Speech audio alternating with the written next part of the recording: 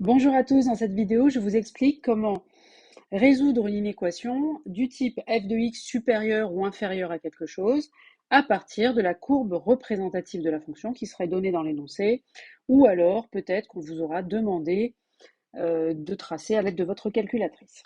Alors, on est parti. Voici la fonction en question. Donc, la courbe est donnée par le... Là, j'ai fait la courbe sur la calculatrice. C'est une petite copie d'écran que je vous ai fait. Et donc, on me demande de chercher quand est-ce que f de x est supérieur à 8, c'est-à-dire quand est-ce que les images de f dépassent la valeur 8. Alors, pour rappel, sur l'axe qui est ici, eh bien, les x, pardon, alors, attendez, sur l'axe qui est là, ça, ce sont les abscisses, et en ordonnée, ce qu'on peut lire, c'est les images f de x. Par exemple, si x est égal à 1, son image est ici, donc à peu près égale à 1, 2, 3,5. Voilà. Donc ici, par exemple, clairement, 1 ne vérifie pas la condition puisque les images doivent être... On cherche x tel que son image est plus grande que 8 en fait. Ici, vous voyez que ça ne marche pas. L'image de 1 n'est pas plus grande que 8, elle est égale à 3,5. En fait, on doit chercher où sont les nombres x sur l'axe des abscisses pour lesquels l'image va dépasser 8. Alors, pour résoudre cette question, en fait, il y a une méthode bien précise. Donc, on commence déjà par tracer la droite d'équation y égale 8. Pourquoi y égale 8? Parce que on veut justement chercher quand est-ce que y dépasse 8. Donc, on va tracer l'espèce de barrière y égale 8, elle est là. Donc, c'est une droite horizontale d'équation y égale 8 que vous devez rajouter sur votre dessin de départ. Elle ne sera pas donnée, celle-là. Ensuite, une fois que vous l'avez tracée, vous vous posez la question, où faut-il se positionner sur l'axe des abscisses pour observer des images qui vont dépasser donc cette barrière imaginaire qu'on matérialise donc par la droite y égale 8.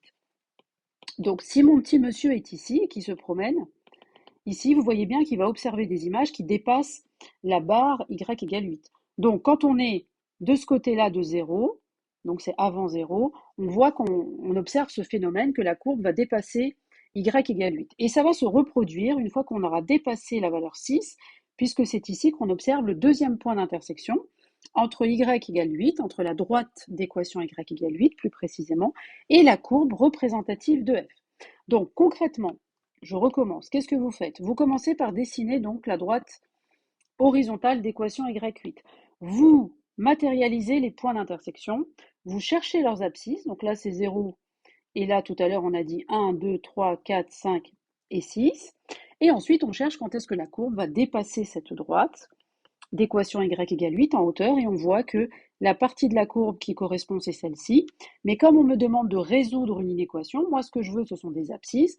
Et donc là, je reviens sur l'axe des abscisses et je vois que les abscisses correspondantes, ce sont les nombres qui sont ici et qui sont là. Maintenant, je vais écrire l'ensemble des solutions.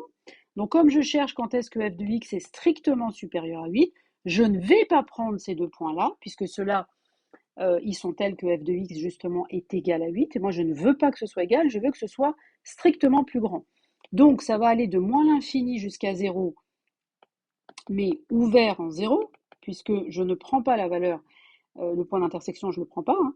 Union, le deuxième ensemble, c'est celui qui commence là et qui va jusqu'à plus l'infini, c'est-à-dire 6 plus l'infini. Voilà, donc j'ai terminé de résoudre cette inéquation.